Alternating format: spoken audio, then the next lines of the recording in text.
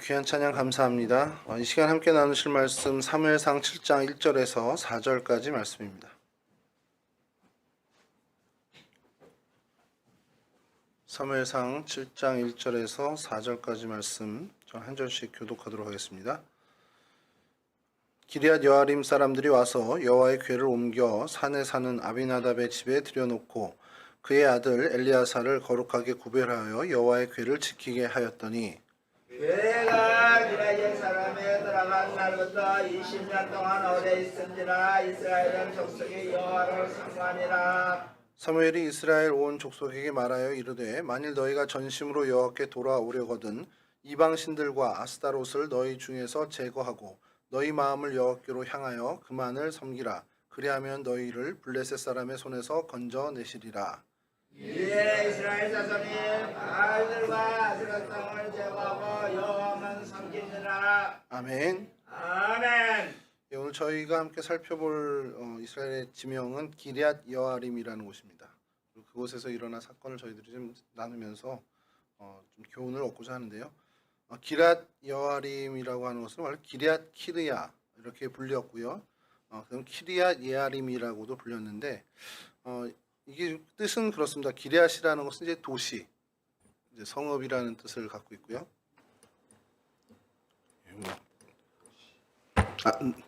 나옵니까? 예, 기럇 너무 큰데요. 예, 하겠습니다. 기럇이라는 것은 도시라는 뜻을 갖고 있고요. 이제 여아림이라는 것은 이제 숲풀이라는 뜻을 갖고 있습니다. 숲이라는 것은 이제 여러 의미를 갖고 있는 게 하나님의 생명이 넘쳐난다라는 의미의 어떤 그런 시적 표현을 쓸 때도 여아림 이렇게 해서 쓰기도 하고요. 그런 어떤 이제 생명의 도시, 그러니까 숲풀 도시라고 하지만 이제 어떤 그 상징적인 은유적인 표현으로 그러니까 생명의 도시, 그러니까 하나님의 생명이 충만한 곳이라는 뜻을 좀 은유적으로 갖고 있는 그런 의미입니다.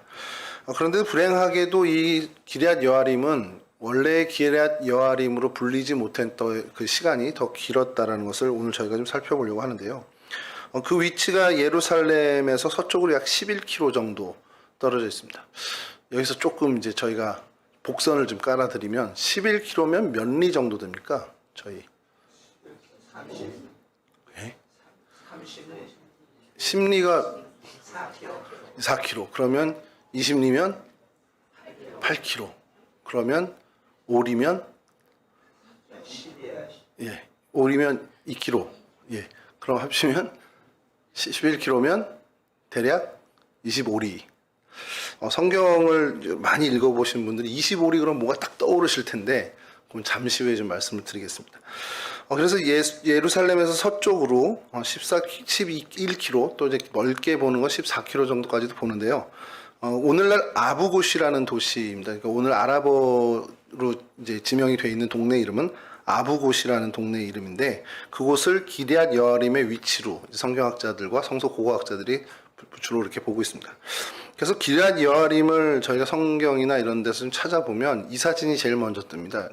한번 다음 사진 넘겨주시면요. 이게 이제 지도인데 법궤의 이동 경로예요. 그러니까 시내산에서 이제 법궤를 두 돌판을 받고 그다음에 성막을 지어서 이스라엘의 사막을 이제 광야를 다 지나고 이제 가나안 땅으로 들어오게 돼서 길갈에다 이제 진을 치고 성막에서 이제 제사를 지내고 그리고 나서 이제 실로로 옮겨져서 한 오랫동안 사사 시대 내내 거의 실로에서 이제 머물게 됩니다. 실로에 머물던 그 법궤가 에벤에셀로 가게 된 그림이 있고 그다음에 아벡이라는 그곳으로 가게 된 그 부분이 있는데 이것은 설명을 드리면 사무엘상 4장 1절에 보면 블레셋과 이스라엘이 이제 서로 진을 치고 대결을 전투를 하게 됩니다. 홈리와 비나스라고 이제 엘리 제사장의 두 아들이 그 전투에서 패하자 법궤를 가지고 나가서 블레셋과 싸우고 블레셋에게 법궤를 빼앗기게 됩니다. 그래서 에벤에셀과 아벡 그곳에 이제 법궤가 이동했더란 흔적을 가지고 있고 그다음에 블레셋이 그것을 하나님의 법궤를 가지고 가서 아스돗으로 가져가죠. 그래서 거기에 다곤 신전으로 이제 옮기게 되는 그 사건, 기억나실 겁니다. 그래서 그곳에 있었더니 다곤 신이 그 신상이 떨어져서 목이 부러지고 이런 좀 그런 일이 있어서, 그리고 또 뭐 독종이 발생하고, 그래서 결국엔 이 사람들이 다시 뭐 그 가드로 보냈다가 에그론으로 보냈다가 다시 베스메스로 보냈다가 베스메스에서 도저히 안 되겠다 해서 이스라엘 진영으로 다시 돌려보냈는데, 그 돌려보낸 것이 오늘 저희들이 함께 나눌 기럇 여아림입니다. 그리고 기럇 여아림에 있다가 이제 다윗이 예루살렘 이제 성막에 그 법궤를 옮기겠다 하여 이제 옮기게 되고, 그래서 베레스 우사 사건도 거기서 벌어지고요. 이제 그렇게 해서 예루살렘으로 옮겨지게 되는 이제 법궤의 경로를 이렇게 좀 얘기를 하는데, 오늘 본문 여러분들 읽으면서 조금 의아하셨을 거예요. 2절을 보면은 괴가 기럇 여아림에 들어간 날부터 20년 동안 오래 있은지라, 이래서 성경 퀴즈를 제가 그 학교 다닐 때 성경 퀴즈라기보다 성경 시험 문제를 보면 법궤가 기럇 여아림에 머문 기간 이러면 이제 20년이라고 써야 정답을 해주는 거예요. 근데 도저히 그거를 저는 수용할 수가 없는 겁니다. 기럇 여아림에 들어갔잖아요. 이제 들어갔잖아요. 이번에 이렇게 블레셋에 7개월 정도 있다가 돌아왔어요. 그 20년 지나고 예루살렘으로 옮겼나? 절대 아니죠. 다윗이 옮겼잖아요. 그럼 그때까지 기럇 여아림에 있었을 겁니다. 그럼 다윗이 옮기는 그때까지 이때부터 어느 정도 지났냐? 그러니까 사무엘이 한 20년 정도 다스리는 그 기간 동안을 아마 지칭하는 것으로 보고, 적어도 사울 왕이 몇 년 재위를 합니까? 제가 커피 쿠폰을 드려야 되는데 이렇게 대답하시면 40년을 재위를 하잖아요. 그리고 다윗이 헤브론에서만 7년을 하고 예루살렘에 와서 이제 온 이스라엘을 다스리면서 한 3년여 정도 지난 다음에 이렇게 법궤로 옮긴 것으로 얘기를 하거든요. 그렇게 따져보면 거의 한 70여 년 정도인데 20년 이렇게 사무엘상 4장에 20년이라고 돼 있다고 성경 시험에서 20년이라고 그걸 정답을 해주셔서, 그때가 제가 지금 같은 마음이면 가서 따질 텐데, 그때는 또 나중에 학점 나중에 안 좋게 해주시면 어떡하나 싶어서 따지지도 못하고 그냥 틀렸습니다. 이게 틀린 건요 오래 기억합니다. 제가 그렇게 틀려버리니까 이것에 막 집착하게 되고, 그래서 막 따지고 이러고 친구들한테 얘기하고, 근데 친구들은 인정 안 하죠. 근데 제가 반가운 건 이 기럇 여아림 자료를 조사하다 보면 이 얘기가 언급이 돼요. 70여 년 있다라는 것. 그래서 이제 뭐 사도행전까지 갖고 들어와서 이제 그런 얘기들을 합니다. 그것이 있고, 또 하나는 제가 뭐 여담이면 틀린 것은 에스더의 다른 이름이 하닷사인데 그것도 틀렸어요. 그래서 그걸 지금까지도 기억합니다. 92년에 틀렸는데 지금까지 기억을 하는. 그렇게 여러분들도 오래 기억하고 싶으면 한번 틀리시면 좋습니다. 그래서 오래 기억해야 되는데, 오늘 그 기럇 여아림을 저희가 좀 살펴보려고 합니다. 지도를 좀 한번 보시면요. 저 예루살렘이라고 검은 글씨로 조그맣게 있는데 잘 안 보이시죠? 이게 예루살렘이 있고, 저 빨간 표시가 된 게 이제 기럇 여아림입니다.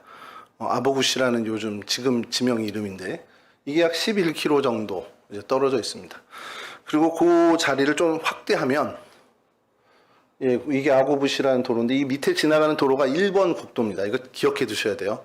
저희 나라 이제 그 경부선 이걸 1번 국도가 있잖아요. 경부고속도로 말고도 이제 1번 국도가 있는데, 얘네들이 1번 국도가 이렇게 되어 있습니다. 이게 지중해까지 해서 테라부비까지 갑니다. 그러니까 예루살렘이 옛 수도고, 지금 현재 행정 수도는 테라부비인데, 그곳까지 이제 이어진 도로를 이제 1번 국도로 얘네들이 삼고 있거든요. 그 길에 붙어 있는 동네입니다. 그래서 여기 보시면 이따가 이거 다시 나올 텐데요. 요 모양을 좀 기억해 주세요. 1번 국도가 이렇게 가고 있고, 그다음에 저 빨간 점 찍은 데가 있고요. 그 위에 몇 가지 이렇게 좀 포인트가 있습니다. 요건 이따가 좀 다시 좀 볼 텐데, 그러니까 요렇게 그 국도에 인접해 있는 작은 동네입니다. 한 10,000여 명 산다라고 이제 나오더라고요. 그래서 그 다음 사진을 다음 사진 보지 마시고 설명을 드린 다음에 보겠습니다. 예를 들어서 성경의 기럇 여아림은 대략 한 19번 정도가 이제 등장을 하는데, 기럇 여아림을 지칭하는 다른 단어로 등장하는 것까지 치면 좀 많은데, 기럇 여아림으로만 등장하는 것은 한 19번 정도가 됩니다. 역사 자료나 이런 것들 좀에도 많이 나오는데, 오늘 좀 성경에 나온 것 중에 좀 대표적인 것을 보면요. 사사기 18장 12절에 이 기럇 여아림이 등장을 합니다. 올라가서 유다에 있는 기럇 여아림의 진친이 그러므로 그곳 이름이 오늘까지 마한에 다니며 그곳은 기럇 여아림 뒤에 있더라. 그러니까 이제 사사기 시절에 기럇 여아림 여기에서 이제 유다 사람들이 올라가서 그것을 쳤다라는 이제 그런. 그래서 그 앞동네를 쳐서 뭐 단의 진영이라는 뜻인 마하네단이라는 이름이 되었다라는 그 기록에서 기럇 여아림이 한번 등장을 합니다. 그리고 오늘 본문에서처럼 이제 베세메스에서 이곳까지 이제 아미나답의 집까지 이 기럇 여아림까지 옮겨졌다라는 것들이 이제 언급이 된 것이 제일 대표적인 것이고요. 이 역사 자료에서 요걸 좀 찾아보면 쿠리엘 앳 에납이라는 이제 그 단어로 쓰이는 동네인데 이 오래전부터 이제 쓰던 인데 이게 히브리어 기럇 여아림을 그대로 아랍어로 이렇게 바꾼 거예요. 그러니까 뭐냐면 풍성한 도시인데 이게 특별히 포도가 풍성한, 그러니까 포도의 수확이 풍성한 동네라서 포도원의 도시, 이런 의미를 갖고 있는 쿠리엣 엘 에납이라는 이제 그 역사적으로 이제 쓰여왔던 겁니다. 그러니까 성경 시대가 지나고 지금 오늘 이스라엘의 이 독립이 되는 1940년대까지 오기 전까지 이 동네를 쿠리엣 엘 에납이라고 이제 불렀죠. 그 아랍 사람들이랑 이 동네 사람들이. 그 이유가 기럇 여아림을 그대로 직역한 것이냐, 아니면 그 동네 특성을 따라서 그렇게 한 것이냐, 이제 그건 의견이 분분한데, 여하튼 이 지역에 지금도 포도 열매가 풍성히 이제 수확되는 그런 모습을 보이고 있습니다. 그래서 그 두 설이 다 이제 설득력이 있는데, 기럇 여아림이라는 이름을 그냥 사용해서 계속 그 아랍어로 썼기 때문에 그렇다라는 설도 있고, 지금도 여전히 포도가 풍성히 이제 거두어지니까 그냥 포도원의 풍성한 도시다라고 하기도 합니다. 이렇게 이제 역사적 자료에도 등장을 하고요. 또 다시 성경 자료에 가면 여호수아 9장 16절에서 17절에 이제 좀 본격적으로 등장하는, 이제 성경에 등장하는 때입니다. 그들과 조약을 맺은 후 사흘이 지나서야 그들이 이웃에서 자기들 중에 거주하는 자리들이라 함을 들으니라. 이스라엘 자손이 행군하여 셋째 날에 그들의 여러 성읍들에 이르렀으니 그들의 성읍들은 기브온과 그비라와 브에롯과 기럇 여아림이라.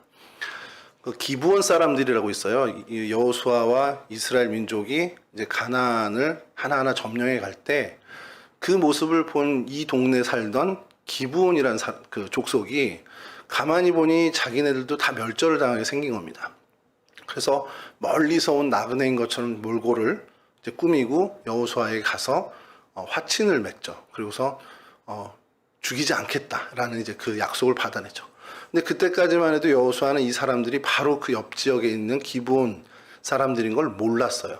그런데 하나님 앞에서 그렇게 약속을 해버리니 결국엔 이 지역까지 갔지만 그 말씀드린 것처럼 기브온, 그비라, 브에롯, 기럇 여아림이라는 이들의 대표적인 네 도시에 도착해서 성을 치려고 하다 보는데 결국 이 사람들과 약속을 했다 보니까 죽이질 못하게 되고 이스라엘 사람들의 어떤 종과 같은 역할, 그러니까 물깃는 자라고 성경이 표현하는데 그렇게 이제 관계가 맺게 됩니다. 이제 그때 등장하는 기브온 사람들이 거주했던 성읍, 대표적인 네 성읍이 기브온, 그비라, 브에롯, 기럇 여아림이라는.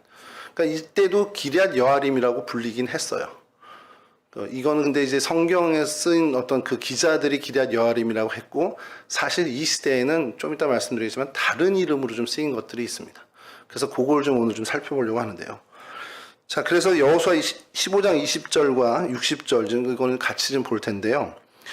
유다 자손의 지파가 그들의 가족대로 받은 기업은 이러하니라 하면서 20절부터 유다 지파의 성읍들, 유다 지파에 분배된 땅 이름이 쭉 열거됩니다. 그리고 60절에 가서 기럇 바알, 곧 기럇 여아림과 랍바인이 두 성읍과 그 마을들이었으며 하면서 이제 족속들에게 나눠준 땅이 열거될 때 기럇 여아림이 등장하는데, 말씀드린 것처럼 기럇 바알, 곧 기럇 여아림, 이렇게 얘기합니다. 그러니까 기럇 여아림이 기럇 바알이라는 이름을 갖고 있다라는 것을 이야기하는 겁니다. 성경에서 이제 지명 하나를 가지고 여러 이름으로 부르는 것들이 좀 혼동되는 게 많이 있습니다. 근데 이 기럇 여아림도 사실 거기에 해당되는 대표적인 동네예요. 기럇이라는 것은 그냥 우리말로 치면 시입니다. 시. 뭐 시라든지 아니면 저희가 뭐 양주, 경주하듯이 그 주자 있잖아요. 그런 정도에 해당하는 단어입니다. 그래서 시든 주든 그게 어떻게 보면 도시 이름 뒤에 붙는 거라고 보시면 됩니다. 그러니까 성읍이라고 보시면 되는데, 기럇 여아림 그러면 여아림, 수풀의 성, 수풀의 성읍 이렇게 되는 것처럼, 그러면 기럇 바알이면 뭐겠습니까? 바로 아실 것 같은데. 바알의 성읍이죠. 여러분 바알은 많이 들어보셨죠? 저도 많이 얘기했는데, 바알은 당시 가나안 지역의 이방 신입니다. 그렇게 생산의 신이었고요. 어떤 비옥한 토지 이런 것들에 대한 어떤 그러니까 말 그대로 정말 그쪽에 이제 생산, 그러니까 비옥함의 풍요의 신이라는 것이죠. 자, 여호수아 15장 60절에 보면 이제 방금 읽어드린 것처럼 기럇바알 곧 기럇 여아림과 랍반이 두 성읍과 그 마을들이었으며, 유다 지파가 분배된 땅을 기럇 여아림을 이야기하는데 이 땅 이름을 다시 한번 그러니까 기럇 여아림이라는 이름이 유명하지 않았기 때문에 아마 기럇 바알을 먼저 썼겠죠. 기럇 바알 곧 기럇 여아림이다 이렇게 얘기하고요. 여호수아 18장 14절에 이렇게 합니다. 베로돈 앞 남쪽 산에서부터 서쪽으로 돌아 남쪽으로 향하여 유다 자손의 성읍 기럇 바알 곧 기럇 여아림에 이르러 끝이 되나니 이는 서쪽 경계이며. 그러니까 여호수아 18장에서 유다 지파의 경계선을 동서남북을 딱 얘기하고 언급할 때 서쪽 끝의 이야기를 이 기럇 여아림으로 이렇게 얘기를 합니다. 서쪽이라고 하면 남쪽 끝이죠. 남쪽 끝을 이렇게 얘기하는데 이렇게 해서 그 사실은 지중해까지 유다 지파의 그 경계는 갑니다. 근데 그 언급하는 그 기사에도 기럇 바알, 그 기럇 여아림을 이야기합니다. 그러니까 유다 지파 경계라기보다는 이건 정확히 베냐민 지파의 경계를 유다 지파가 붙어 있으니까 얘기하면서 베냐민 지파의 서쪽 끝은 유다가 붙어 있는데 그게 기럇 바알이 있는 동네야. 그 기럇 바알은 기럇 여아림이라고도 불러. 이렇게 얘기하는 겁니다. 또 여호수아 15장 9절에도 또 다시 등장을 하는데요. 이 산 꼭대기에서부터 넵도와 샘물까지 이르러 에브론산 성읍들로 나아가고 또 바알라 곧 기럇 여아림으로 접어들며. 이거는 이제 유다 자손의 땅을 하나하나 이제 열거하며 설명할 때 여호수아 15장에 등장하는 얘기입니다. 기럇 여아림을 바알라라고 이제 부릅니다. 또 바알라 곧 기럇 여아림으로 접어들며.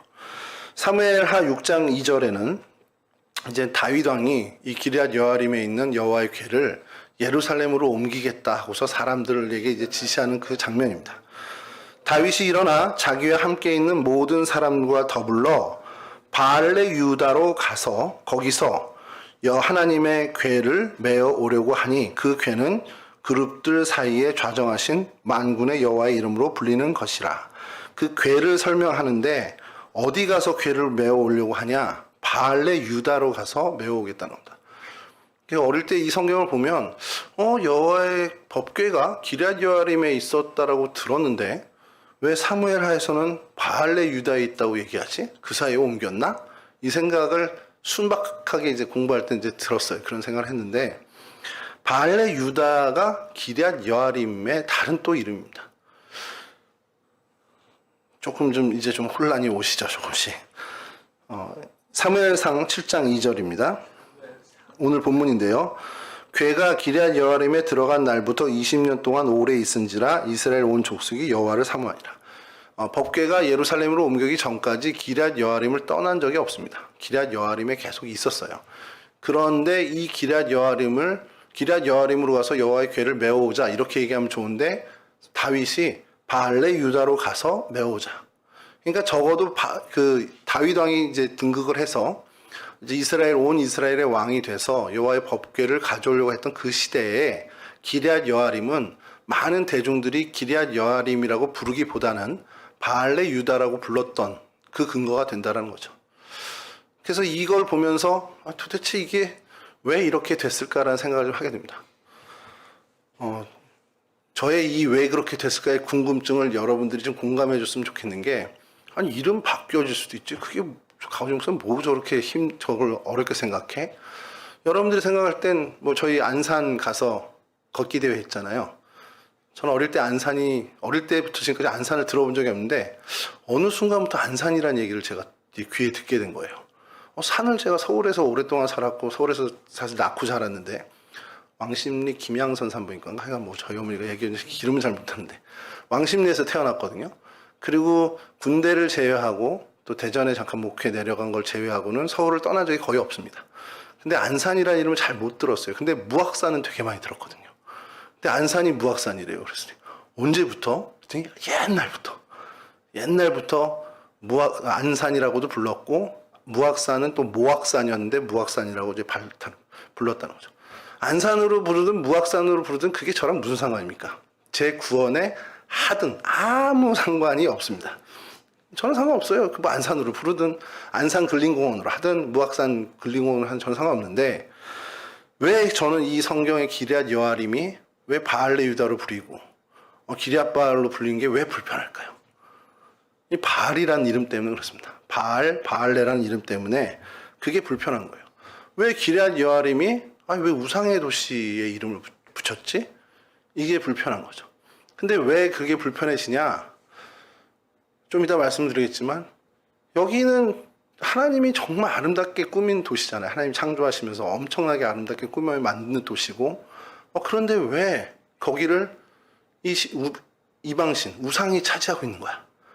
그러면 오늘날에도 하나님이 잘 갖고 놓은 거 얼마든지 우상이나 하나님 외의 세력이 차지할 수도 있겠네라는 생각이 좀 드는 거죠. 그래서 사실 거기서부터 이 기럇 여아림의 탐구가 시작된 겁니다.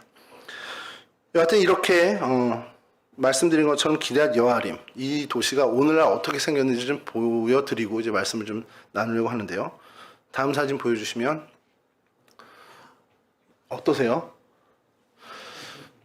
임백구 장로님 소천하시고 명지병원까지 갈 때 내부순환 올라가서 지나가거든요. 근데 그쪽이 어딘지 정확히 모르겠는데 서대문구청 맞은편 쪽을 가다 보면 산 위에 집들이 쫙 있는 거예요. 그래서 제가 이 사진을 보고 거길 간 거잖아요. 이거 기럇 여아림이랑 비슷한데? 그래서 한 3번, 4번 갔었으니까 가면서 계속 그 생각을 한 거예요. 야, 기럇 여아림이랑 비슷하다. 이렇게 언덕, 구릉지대에 이렇게 마을이 있고요.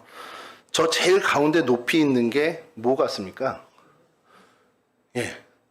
안타깝게도 성당입니다. 이제 교회는 아니고, 저기 십자가가 아니라 마리아상이에요. 정확히. 그래서 성당이 하나 있는데, 그 사진을 보여드리면 다음 사진입니다.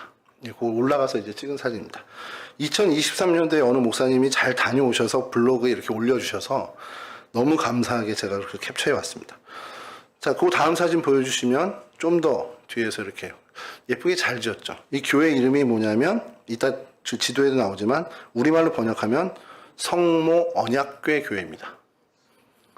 왜 언약궤가 들어가고 성모가 들어가요? 성모가 들어간 이제 카톨릭 신화에 의해서 이제 이곳에서 성모 마리아가 부활했다 이런 얘기도 좀 있고 전승들이 있어서 붙은 거고, 언약궤 교회라는 이름이 붙은 이유는 당연히 기럇 여아림에 법궤가 들어와서 70여 년간 있었다라는 겁니다.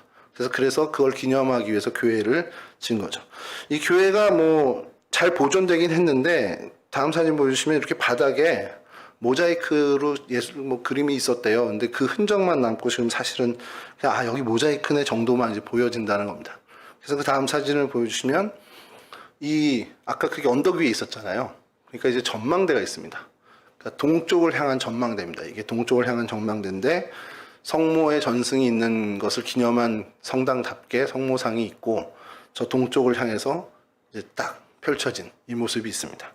자, 그래서 예루살렘 방향이 이 동쪽이면 예루살렘이겠죠. 이렇게 서쪽으로 왔으니까요. 다음 사진 보여주시면 이렇게 쫙. 여러분 가운데 도로 혹시 힘이 흐릿하지만 보이십니까? 다음 사진 보여주시면 저 도로 터널 있고요. 아까 지도에서 봤던 1번 도로입니다. 저 1번 국도입니다. 왜 이걸 말씀드리냐면 요 다음 사진 보여주시면 제가 동그라미를 친 거예요. 일부러.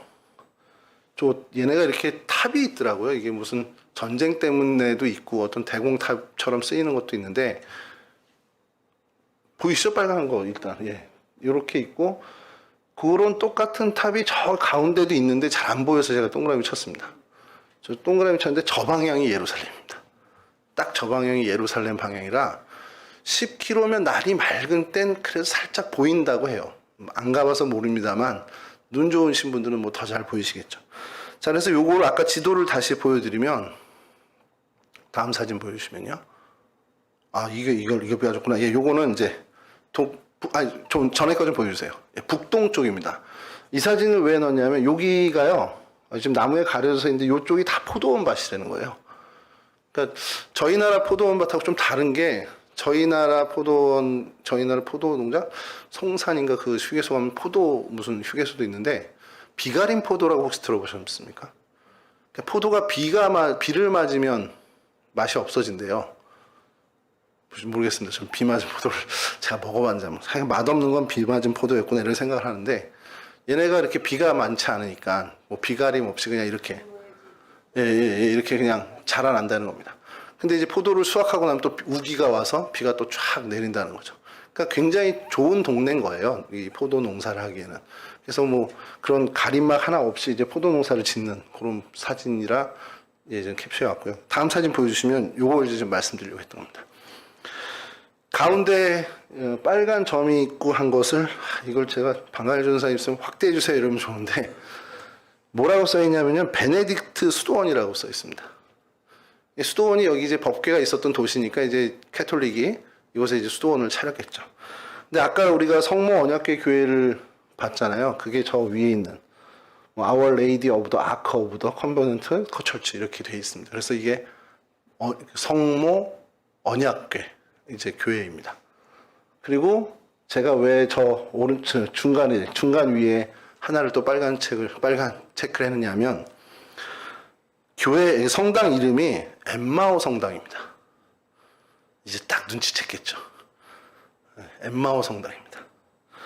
처음에 여기가 11km 몇 리 떨어졌다고요? 예, 25리.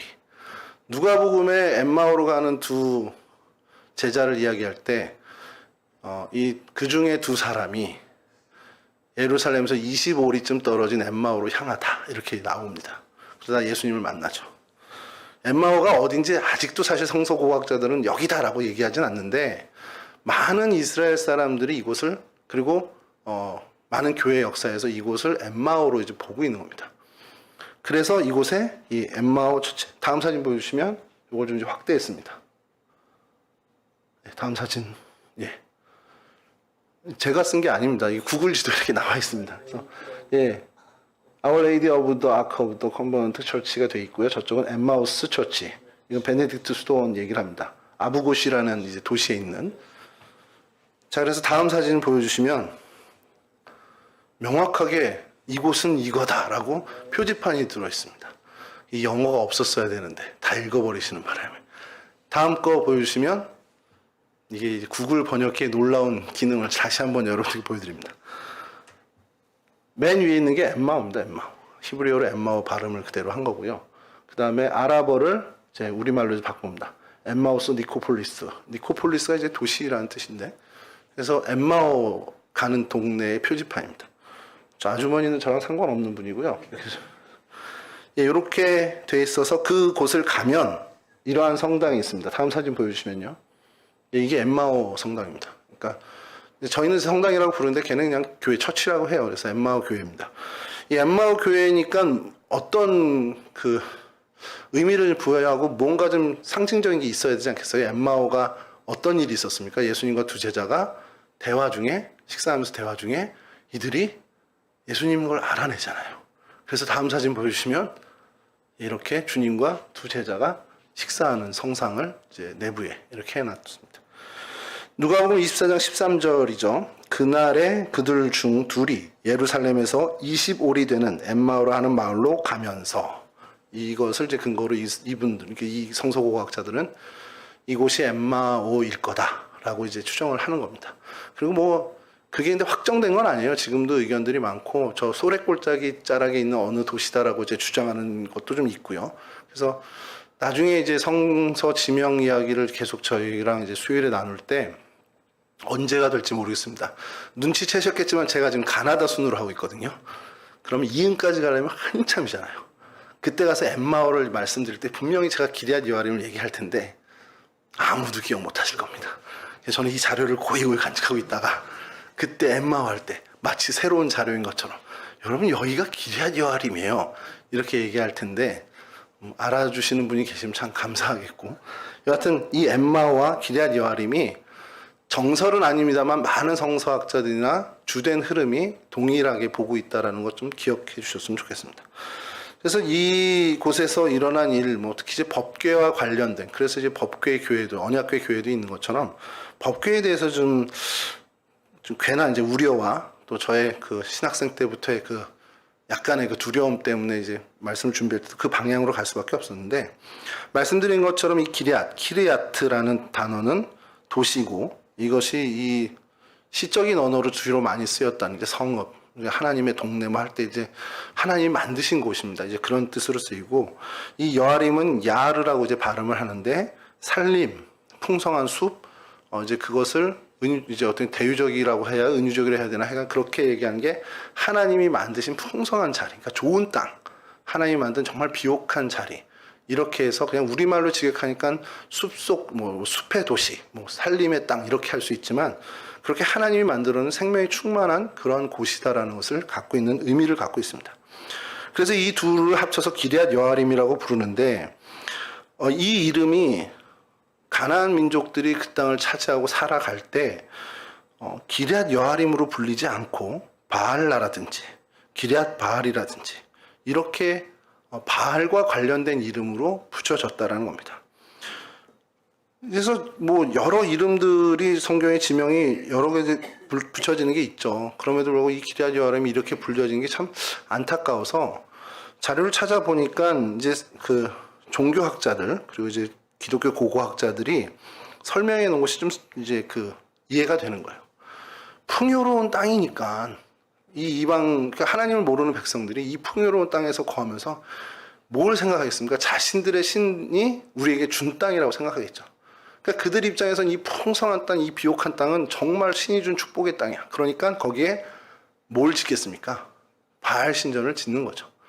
그러니까 그 바알 신전이 있던 땅이다 보니 뭐 기럇 바알, 뭐 이렇게 바알라 이렇게 불렸다라는 것으로 이제 성경학자들은 해석을 합니다. 그러니까 시선이 정말 다른 거예요. 풍요롭고, 그러니까 우리한테 선하고 좋게 보이는 것을 우리 하나님의 백성은 야 이거 하나님이 우리에게 주신 축복이구나. 아, 하나님이 나에게 이걸 정말 정말 은혜로 주셨구나. 저희는 그렇게 보는데 하나님과 무관한 이들은 그걸 하나님과 관련짓지 못하고 본다라는 겁니다. 이게 참 오늘날 마찬가지잖아요. 오늘날도 저희에게 뭔가 선하고 좋고 우리를 기쁘게 할 만한 것이 오면 우리는 먼저 이거 하나님이 내게 주셨구나. 그러면서 나에게 주신 이유가 뭘까? 내가 이걸 갖고 어떻게 하나님을 기쁘게 할까? 이런 생각으로는 저희는 발전해 나가는데 세상 사람들은 그런 게 좋은 게 주어지면 아싸, 내가 이렇게 운이 좋아. 그러면서 그걸 가지고 내가 어떻게 하면 이걸 더 활용해서 나를 더 이롭게 할까? 내 배를 유익하게 할까? 이걸 생각한다는 겁니다. 그러니까 같은 비옥한 땅, 이 기럇 여아림을 보면서 하나님의 백성과 아닌 사람들의 생각이 이렇게 차이가 난다라는 거죠. 그래서 이 기럇 여아림은 하나님이 만드신 그 푸르름의 정말 풍족한 땅임에도 불구하고 바알의 도시라는, 바알의 땅이라는 그 오명을 가진 채 가나안 그 민족들 사이에서 지내고 있었습니다. 그런데 이 이름이 대전환으로 바뀌게 되죠. 성경에도 뭐 여러 이름이 있죠. 예를 들어서 루스라는 땅을 기억하십니까, 여러분? 루스가 베델이라는 이름으로 바뀌게 되죠. 왜 바뀌었죠? 루스는 살구나무란 뜻이에요. 아마 살구나무가 그쪽에 풍성했던 모양입니다. 그래서 루스라는 땅이 베델이라는 땅으로 이름이 변경되고 지금까지도 베델로 불리고 있습니다. 이유는 뭐죠? 야곱이 꿈에서 하나님을 그곳에 뵙고 그래서 그곳을 하나님의 전이라 일컬으면서 그 하나님을 만난 사건 하나로 그 땅은 루스에서 베델로 바뀌게 된 겁니다. 이건 굉장히 긍정적인 어떤 변경, 어떻게 보면 그런 변화를 볼 수 있는 건데 기럇 여아림은 이것과는 정말 정반대라는 겁니다. 오히려 하나님의 창조의 모습과 아름다움이 하나님의 그 솜씨가 드러난 이름에서 우상의 이름, 어떻게 보면은 오명을 갖게 된 그런 어떻게 보면 반대의 경우가 되는 것이죠. 그렇게 바알에 속한 성읍이었다는 겁니다. 여호수아가 이 땅에 들어가서 그곳을 지칭할 때도 기럇 바알, 그러니까 바알의 성이라고 지칭할 정도로 그곳 사람들은 그곳을 여전히 늘 바알의 도시로 이렇게 여기고 그렇게 부를 뿐만 아니라 그렇게 삼고 살았다라는 거죠. 자, 그런데 이게 이제 전환이 됩니다. 기럇 여아림으로 다시 불리게 돼요. 이스라엘 사람들 사이에서 기럇 여아림으로 계속해서 원래 이름이 기럇 여아림이야 그러면서 부르게 되고 바알이라는 이름을 빼고 부르게 됩니다. 언제부터냐? 하나님과 연관 지어지면서 하나님의 백성이 가나안 땅으로 들어오면서, 그러니까 하나님과 무관하던 때에는 기럇 여아림은 우상에게 속한 추한 이름을 가지고 있었지만 이제 하나님과 관련 짓게 되는 그런 일들이 발생하면서 그의 이름을 다시금 조금씩 되찾게 되더라는 겁니다.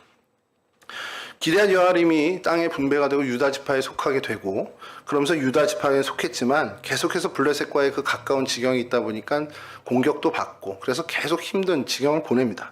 그래서 아마도 그랬는지 모르지만, 그래서 이 기럇 여아림이 기럇 여아림으로 기럇 바알로 계속 혼용돼서 쓰이게 되는 그런 모습을 성경에서도 보게 되죠. 그런데 정말 이제 기럇 여아림으로 자리매김한 결정적인 사건은 바로 법궤가 이 땅에 들어오게 되고, 그래서 70여 년간 안치되는 그 사건이, 이곳이 이제 바알레 혹은 기럇 바알 이런 이름보다는 기럇 여아림으로 더 풍성하게 불리게 되더라는 겁니다. 저는 이걸 보면서 그냥 그런 생각을 해요. 야, 이름이 바뀐 게 큰 대단한 일은 아니지만 굉장히 우리한테 의미 있고 상징적일 수 있겠다. 내가 정말 하나님과 무관한 삶을 살면 나 역시도 그냥 우상의 도시라는 이름, 정말 오명을 가졌던 기럇 여아림처럼 하나님의 사람이라고 불려야 됨에도 불구하고 하나님의 사람으로 전혀 불리지 못하는 그러한 어떤 치욕적인 삶을 살 수도 있겠구나라는 겁니다. 근데 하나님과 연관되어지고 하나님이 내 안에, 주님이 내 안에 계시다면 나는 하나님께서 만드신 정말 소중한 나의 원래의 그 아름다움을 표출할 수 있는, 그 하나님과의 관계에서 선한 모습을 가질 수 있는 원래의 기럇 여아림, 원래의 하나님의 사람으로 불릴 수 있는 영광을 얻을 수 있겠다라는 것을 저희는 이 사건을 통해서 깨닫게 된다는 것이죠.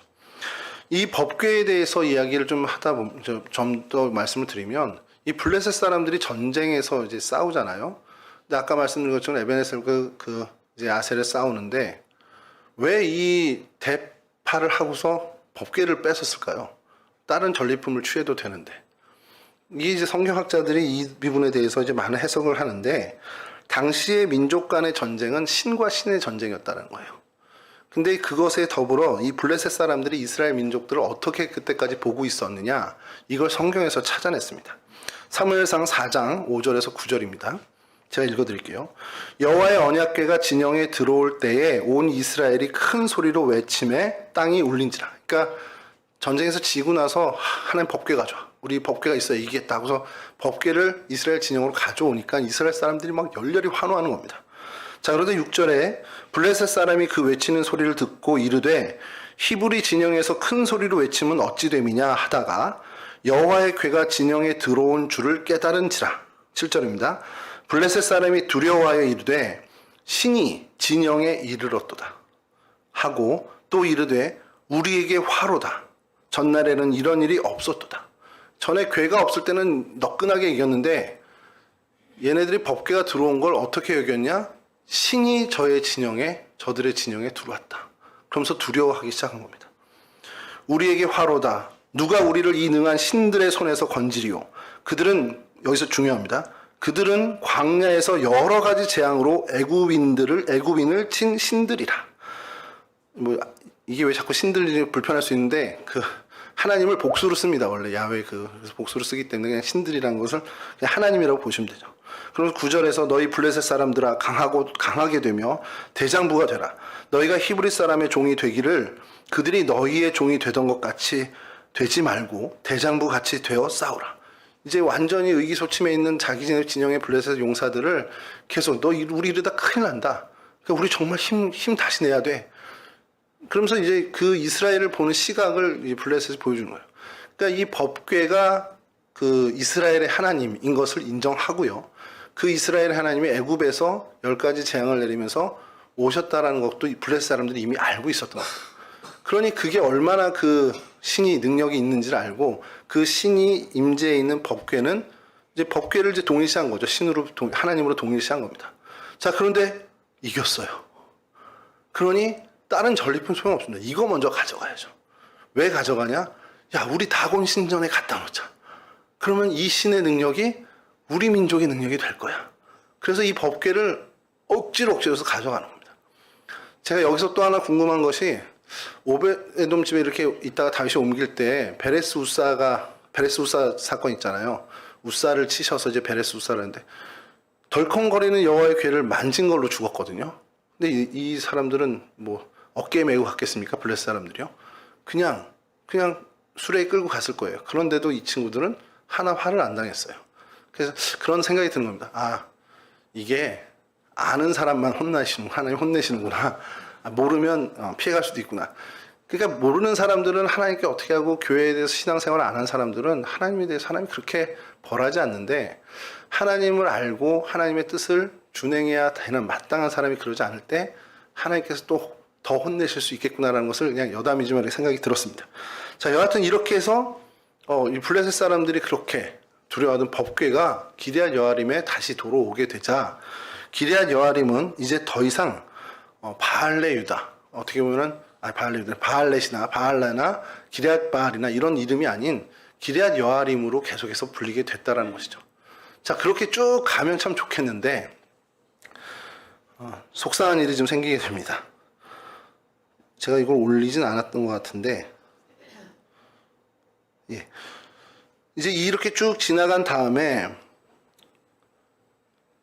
아까 처음에 저희가 하나 읽었던 것으로 이제 여호와의 법궤를 예루살렘으로 가져오자 했을 때 다윗이 기럇 여아림으로 가서 법궤를 메어오자 이렇게 얘기하지 않고 바알레 유다로 가서 메어오자 이렇게 얘기한단 말이에요. 그러니까 적어도 그 시절엔 기럇 여아림을 바알레 유다로 불렀다는 겁니다.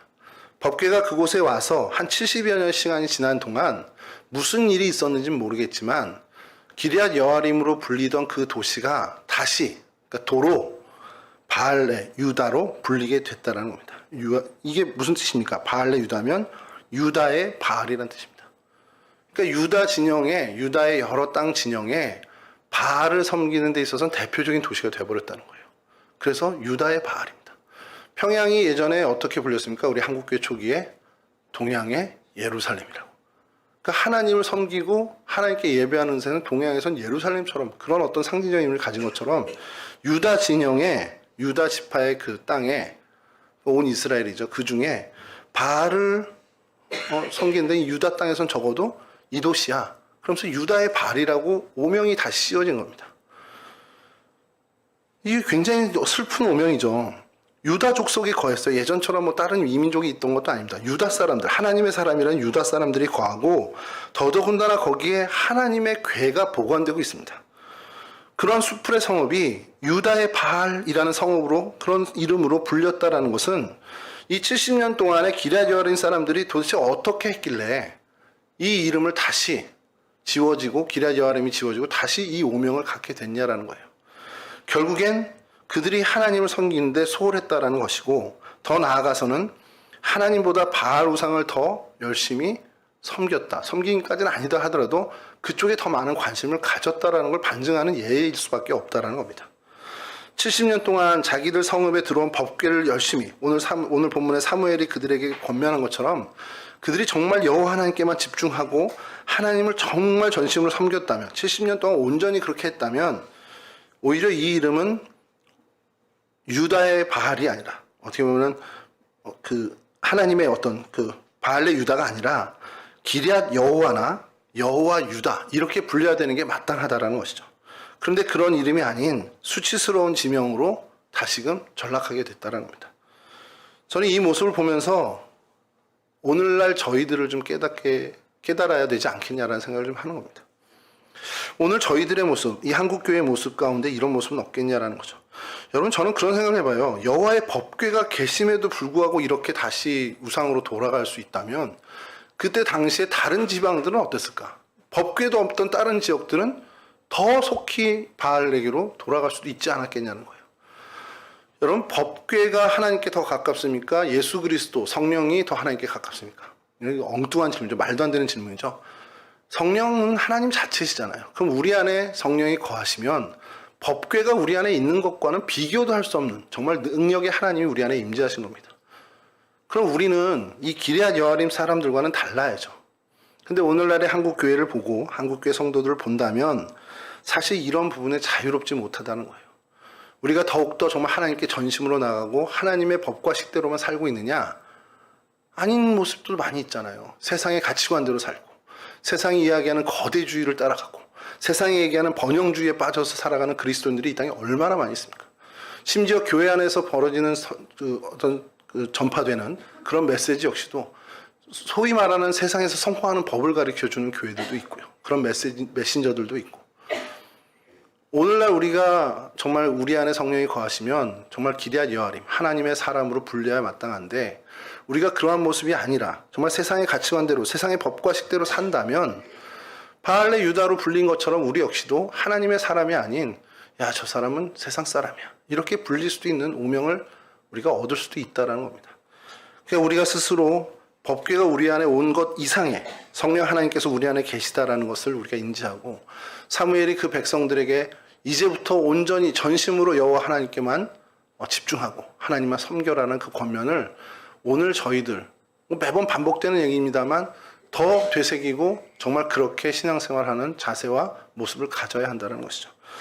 이러한 어떤 주님이 우리 안에 계신 것답게 성령 하나님이 우리 안에 내재하신 사람답게 정말 그런 다운 모습으로 그렇게 거룩한 하나님의 백성으로 살아가는 저와 여러분들이 되시기를 주님의 이름으로 간절히 축원합니다. 잠깐 기도하도록 하겠습니다. 합심해서 잠깐만 짧게 기도할 텐데요.